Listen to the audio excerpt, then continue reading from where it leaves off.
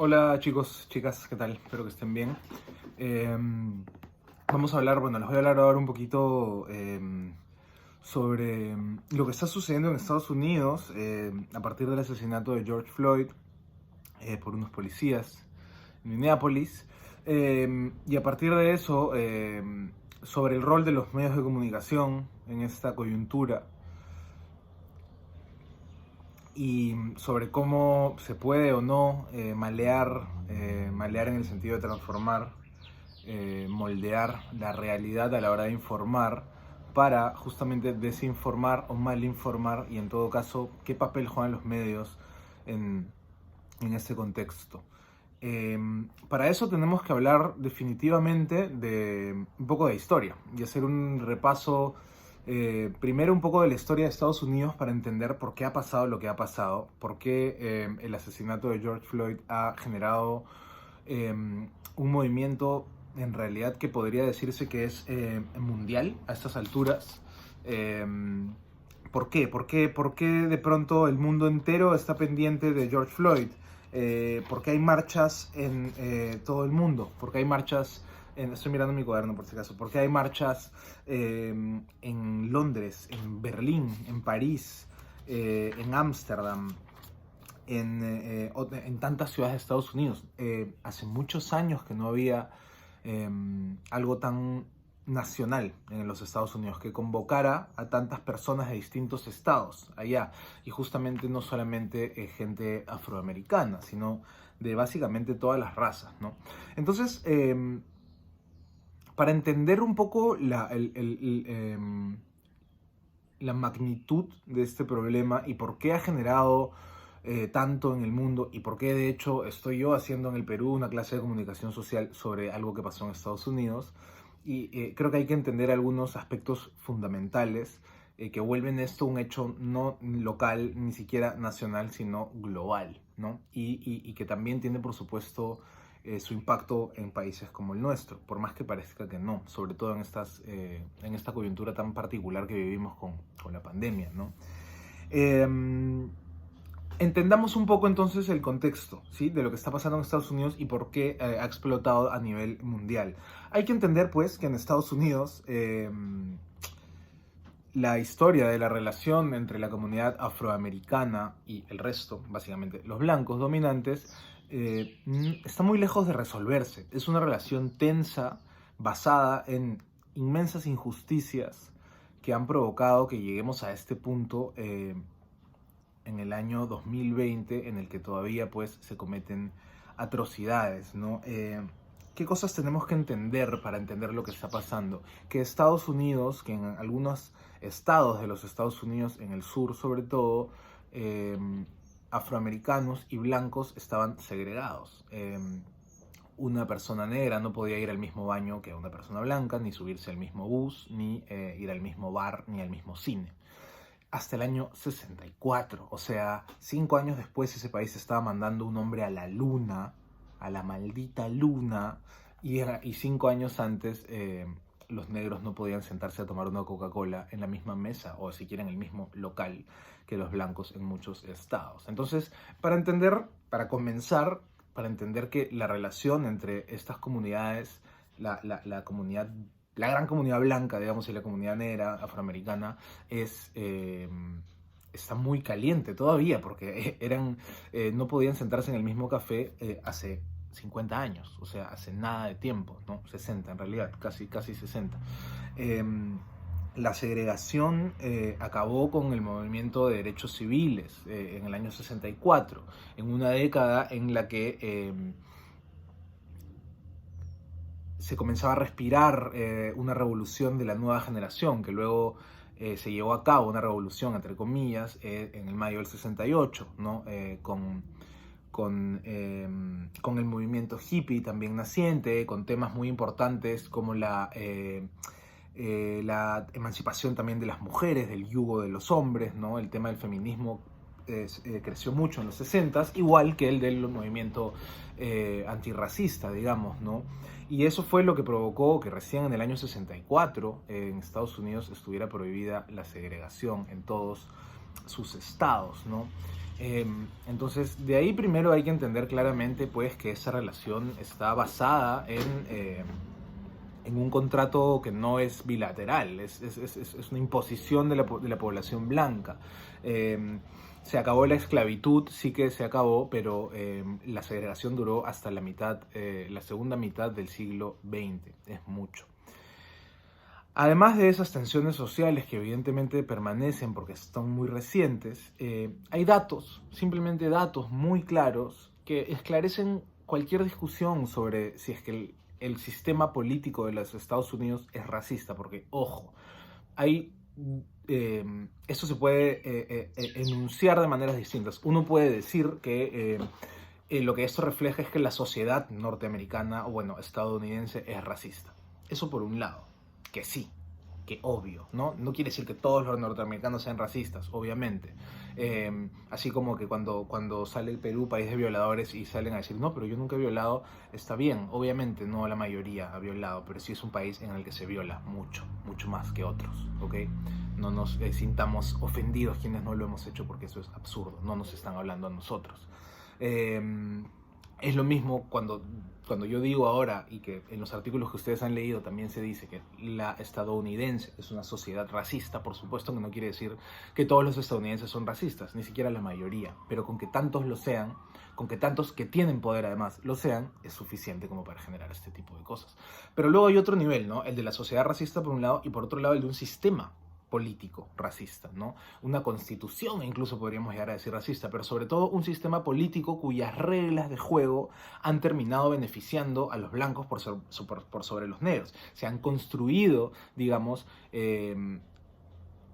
sobre la base de aplastar derechos de ciertas personas, en este caso las personas afroamericanas.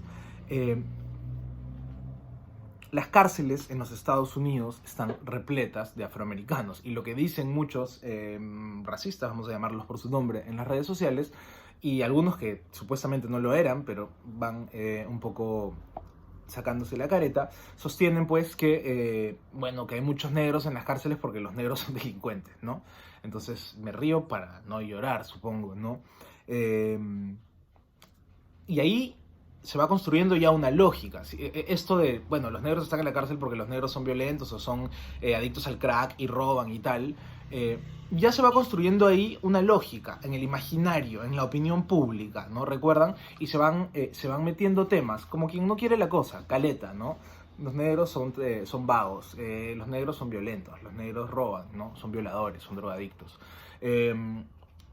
A veces sí pasa que se repiten tanto las cosas que van quedando un poco, ¿no? Miente que algo queda, ¿no? La vieja tesis de que por más que sea mentira y todo el mundo lo sepa, si lo repites 800 veces, al final ya se te queda como en el subconsciente la vaina. Bueno, es un poco eso, ¿no? En el imaginario de los Estados Unidos y de buena parte de Occidente, probablemente los negros siguen siendo considerados personas con determinados rasgos que ya a estas alturas son absolutamente, han sido totalmente ya comprobados que no tienen ningún sentido, ¿no? Pero bueno, los datos son lo que refuerza, no estas interpretaciones raras, ¿no? De que son vagos y por eso están en la cárcel, o son violentos y por eso están en la cárcel. Están en la cárcel, el promedio es como que un 80-20, no encontré el dato exacto, ya lo encontraré para la clase que damos sincrónica. No es normal, no representa naturalmente la división. Es increíble cómo hay simplemente muchos más negros que blancos en la cárcel, y no quiere decir que haya muchos más negros delincuentes que blancos delincuentes, a eso me refiero.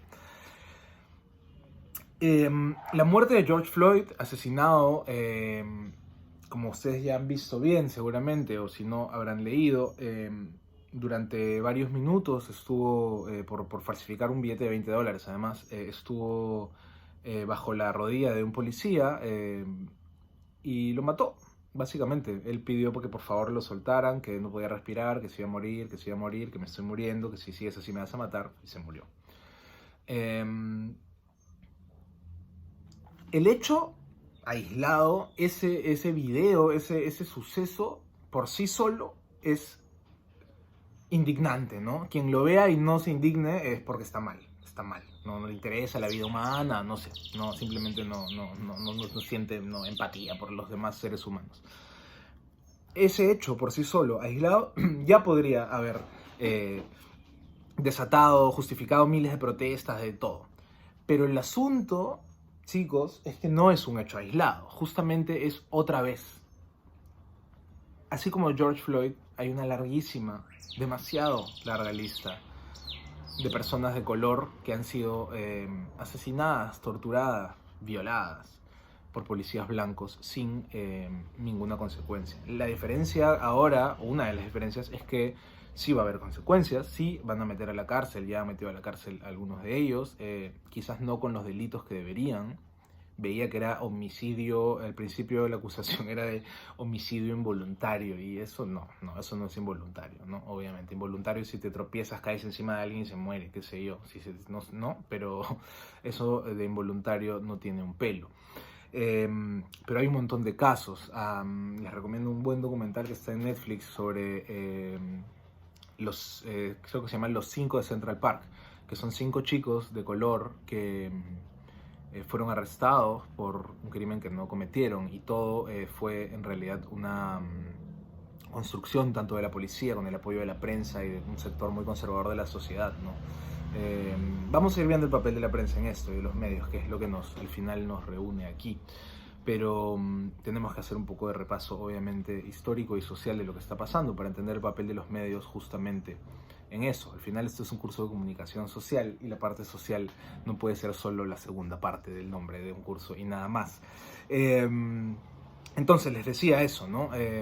George Floyd es el último de una larguísima lista de abusos policiales contra afroamericanos, de los cuales una gran mayoría han pasado piola, digamos, han pasado con impunidad y no han tenido que enfrentar cargos. A lo más los botaron de la chamba, ¿no? Ya no eres policía, bueno, ok, pero ninguno en la cárcel ni nada. Entonces eso se carga, chicos, eso se va alimentando con los años, va creciendo la indignación, ¿no?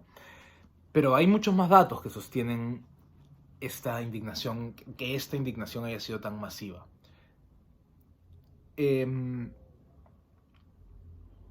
Y estos datos tienen que ver con el contexto que estamos viviendo ahora de la pandemia, ¿no?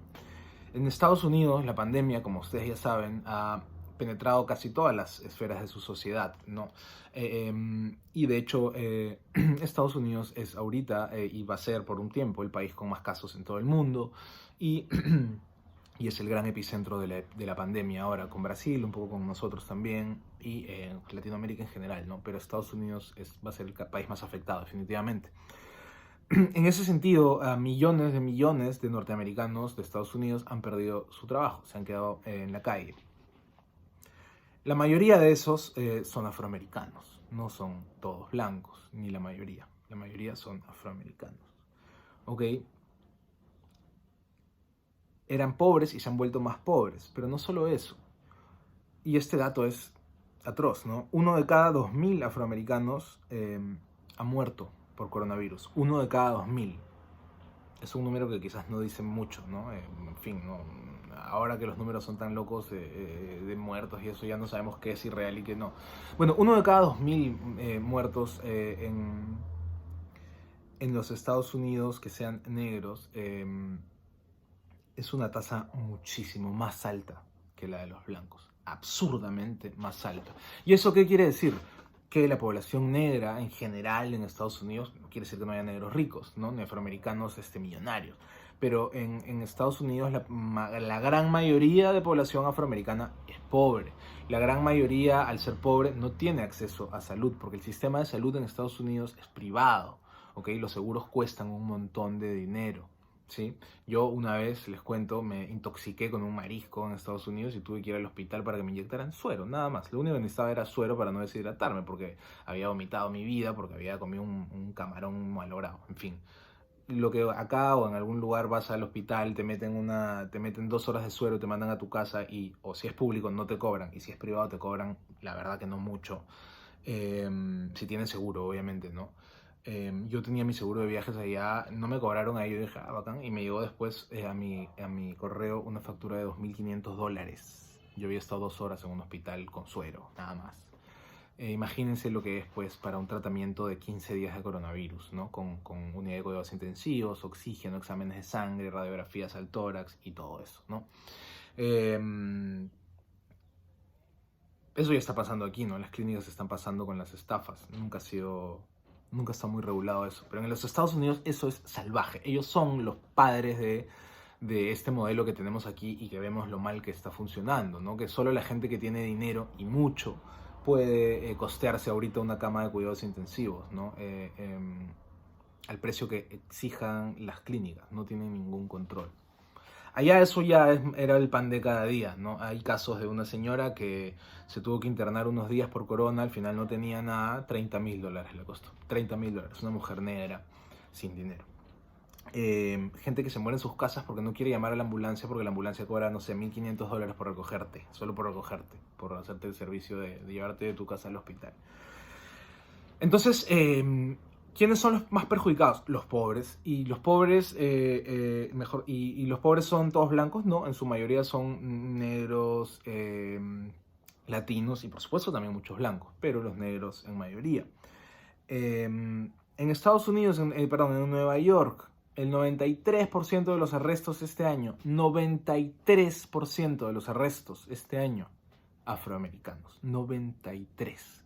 ¿Ok? En una ciudad que tiene además población de todo el mundo, de todas las etnias, griegos, italianos, chinos, japoneses, africanos, latinos, europeos por todos lados, o sea, el 93% son negros, es increíble. Eso es, o sea, si es que eso no es racismo, el racismo no existe, ¿no? Y como bien sabemos que sí existe, pues, ¿no?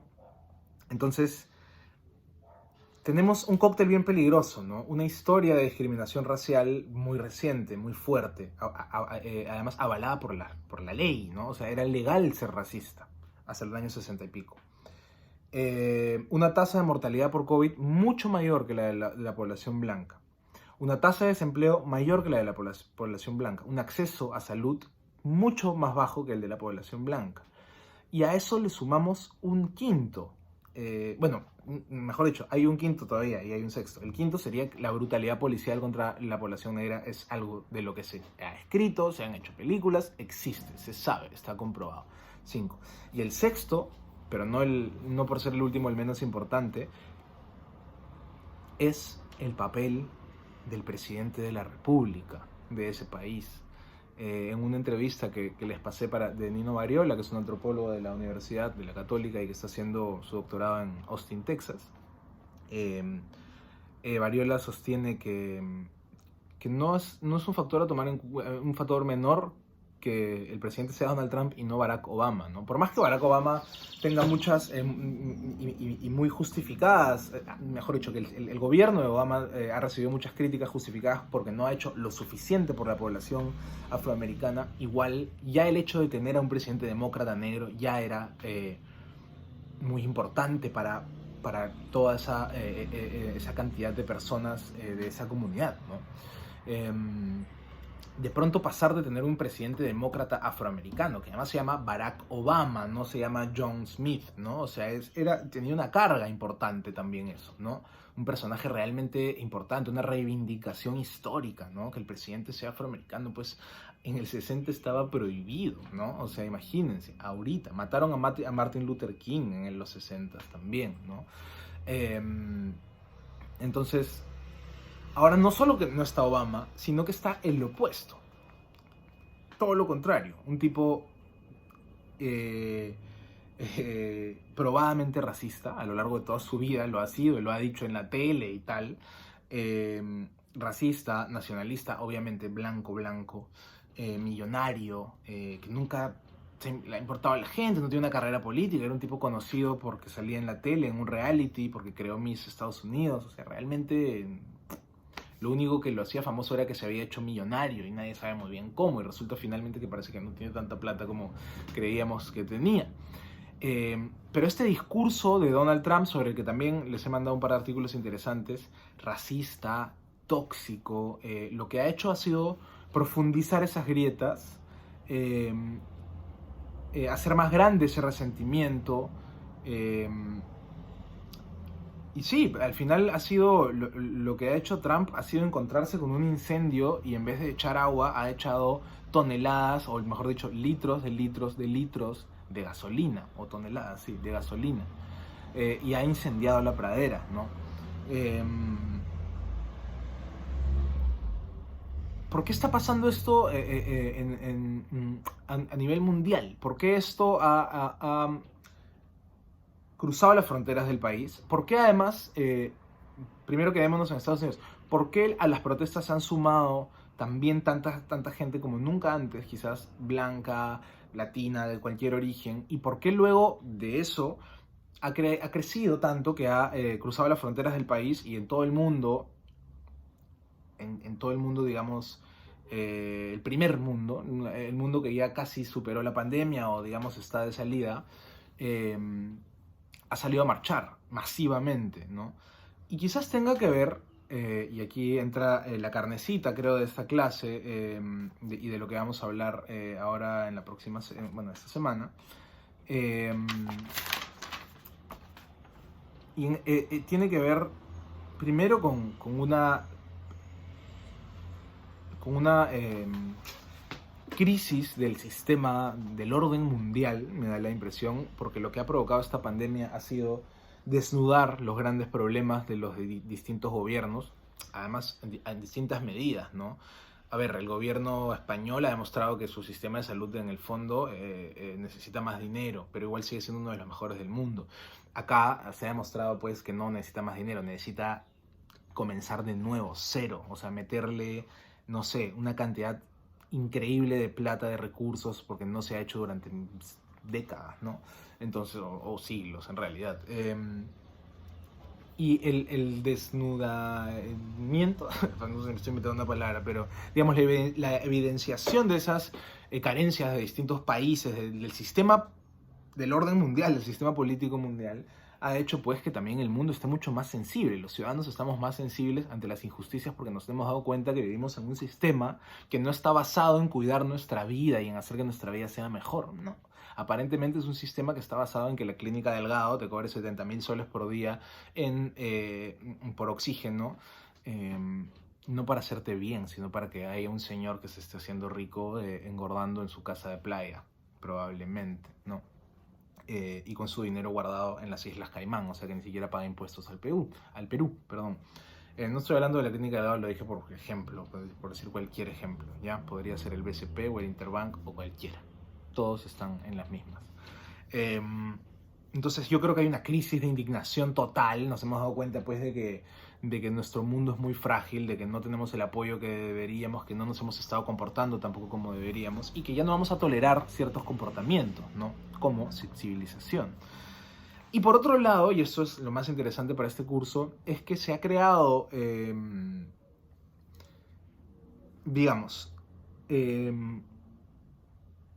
aquí los medios de comunicación tienen un papel fundamental, ¿no? Porque ¿cómo es que nosotros nos enteramos de George Floyd y de las protestas en París y en Nueva York y en todos lados?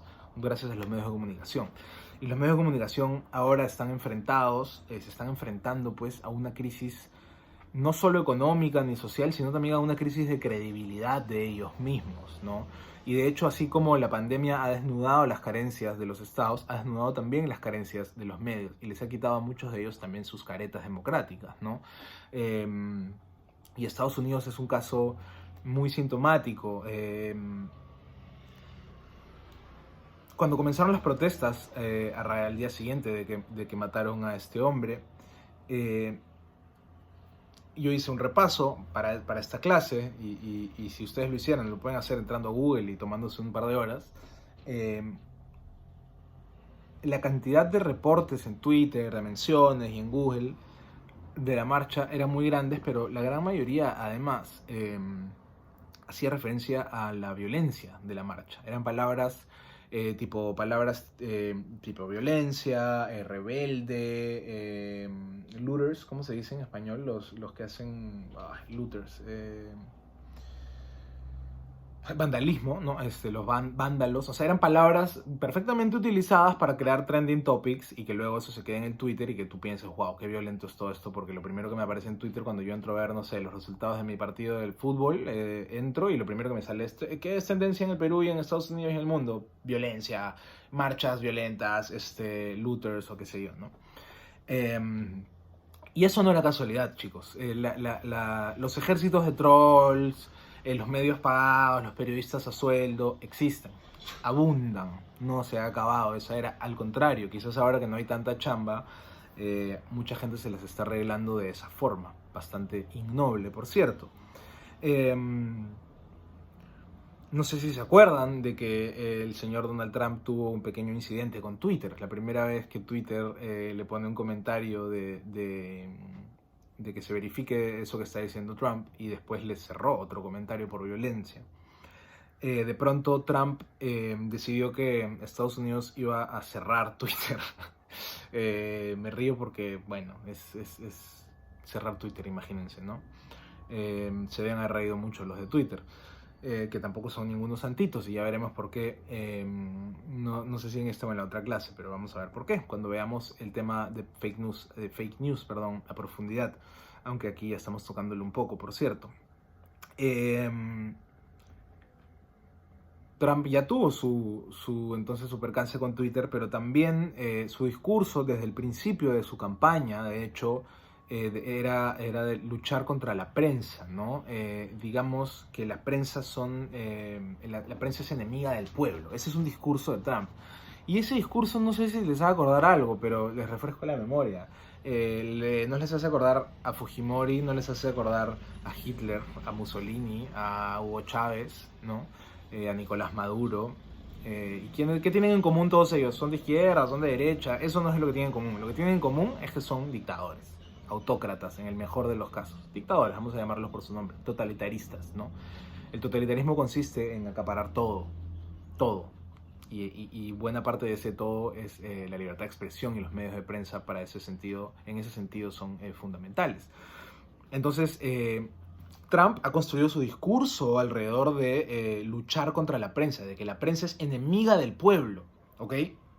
¿Ok? Eso es bien importante de entender. Entonces, Trump ganó, por más que el sistema electoral estadounidense es un desastre y en verdad tuvo más votos Hillary Clinton, pero ganó Trump por lo de los colegios electorales. Sea como sea, ganó. Igual, si ganó, Clinton tuvo 1 millón o 2 millones más de votos, pero igual este hombre tuvo, no sé, 100 millones. Eso ya es un remontonazo, ¿ya? Por no decir la palabra que estuve a punto de decir y que es lo que ponen las gallinas. Entonces... él ha construido su discurso en contra de la prensa. Fake news, ¿no? Cuando está en sus conferencias de prensa y levanta la mano la pobre chica de CNN. Sí, Mr. Trump, fake news, tú no. Fake news, tú tampoco. Fake news, tú tampoco. Y no le responde, simplemente no le responde. Ya, el otro día le dijo una periodista, obviamente norteamericana, pero de origen oriental o qué sé yo, cuál sería su origen, pero se veía, pues, oriental, ¿no? Y se apellidaba, pues, Chang, por decirte cualquier cosa. Pero era gringa, totalmente gringa, hablaba como más gringa que él, ¿no? Y le pregunta a Mr. Trump, no sé qué cosa, y él le dice que seguro en verdad ella es culpable del virus, porque es China y el virus viene de China, ¿no? Unas cosas así, wow, ¿no? Entonces, él no solo no ha caleteado su odio hacia la prensa, sino que al contrario, ha construido su discurso sobre ese odio, ¿no? Su capital político, mucho de ese capital político es la pésima reputación también que se ha ganado la prensa en Estados Unidos. Ojo que no son las víctimas, ellos. Ojo. O sea, sí, la prensa norteamericana a lo largo de la historia ha tenido pues unas alianzas con el poder asquerosas, así como ha tenido actos heroicos como hemos visto en The Post y qué sé yo, y en el Boston Globe cuando descubrieron este caso internacional de pedofilia en la iglesia y qué sé yo, hay casos, wow, increíbles, ¿no?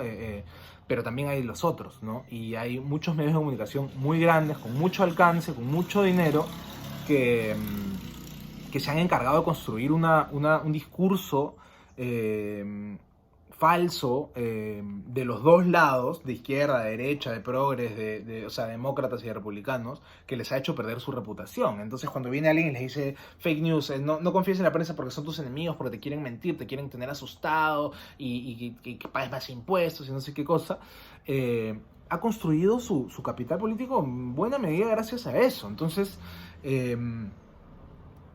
eso es trascendental para entender lo que está pasando ahorita también, la relación de poder que hay entre Donald Trump, los líderes grandes de derecha, Donald Trump y Bolsonaro, para hablar de este lado del mundo, con cierto sector de los medios de comunicación es brutal. Y por eso les decía, ¿no? Los medios de comunicación hablaban de violencia en las protestas. Chicos, hubo un día en el que Internet abundó de noticias falsas sobre que George Floyd en realidad no estaba muerto, que no se había muerto, y el pata obviamente estaba muerto, pues, lo habían matado, ¿no? Pero eso no es gratis, eso es gente que cobra por hacerlo. ¿Y a quién le conviene que George Floyd no esté muerto? ¿A quién le conviene? Al gobierno norteamericano, a la policía blanca que Trump apoya, ¿no? Trump, cuando hubo una serie de protestas de blancos supremacistas en Charlottesville hace 1 o 2 años, dijo que eran very good people, ¿no? Y cuando habló de los negros ahora, que además protestaban porque habían matado a una persona de su comunidad, salió a decir que que había que dispararles, básicamente, ¿no?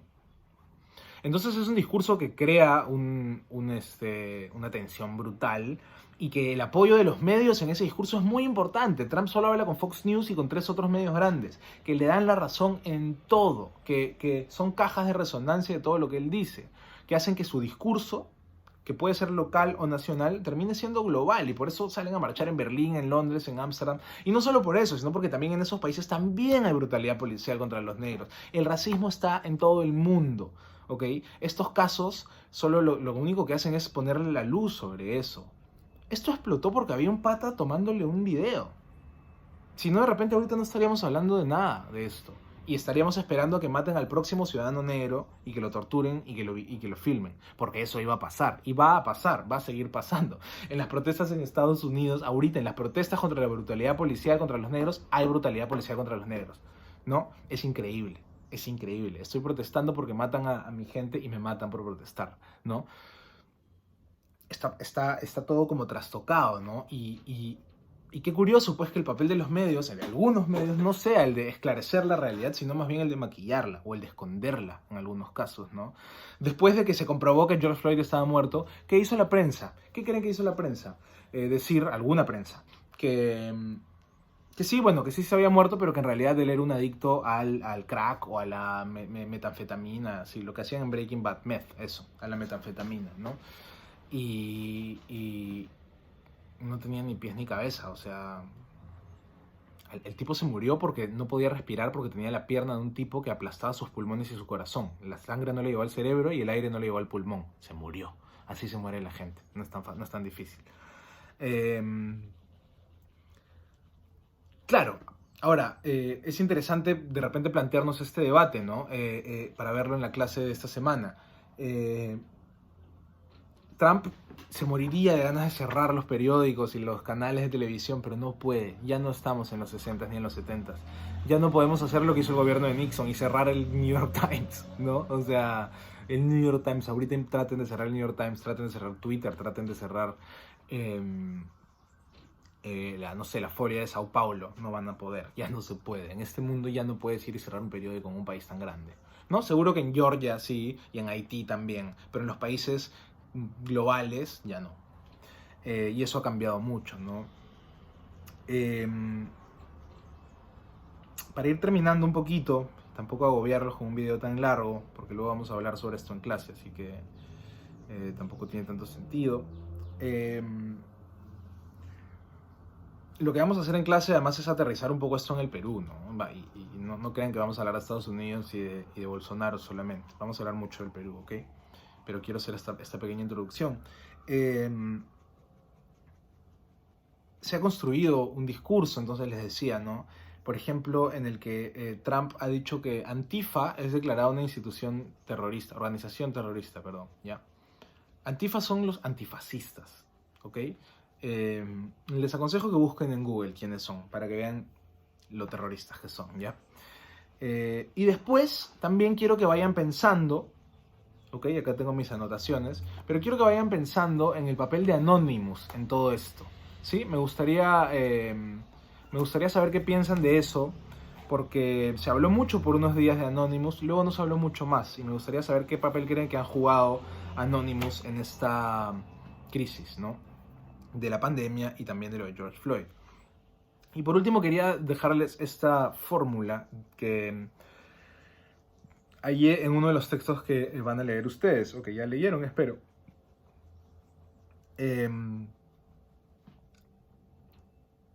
La situación que estamos viviendo, tanto la relacionada a la pandemia como la relacionada al racismo de Estados Unidos, muestra la combinación perfecta de cosas, de fenómenos, de sucesos para la desinformación. Todas estas cosas sumadas dan como resultado un contexto perfecto para la desinformación. Combinación de sucesos cambiantes. Todos los días pasan cosas nuevas. Atención continua. Estamos todo el día mirando la prensa, porque además estamos en nuestras casas y porque además queremos saber qué pasa. El celular, todo el rato. Divisiones sociales, polarización. Estados Unidos, Perú, el mundo entero. Polarización muy grande. Terror de la gente.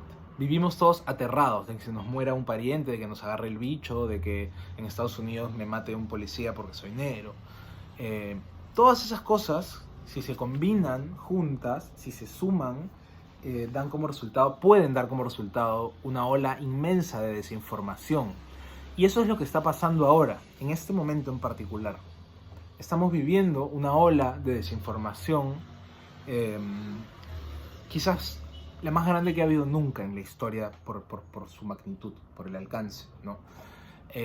Y eso me gustaría que fuera un inicio para nuestro debate de esta semana, ¿no?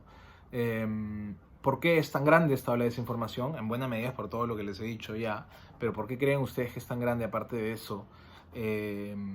¿Y cómo se ha manifestado, ¿no? Vamos a hablar de eso en la clase de esta semana.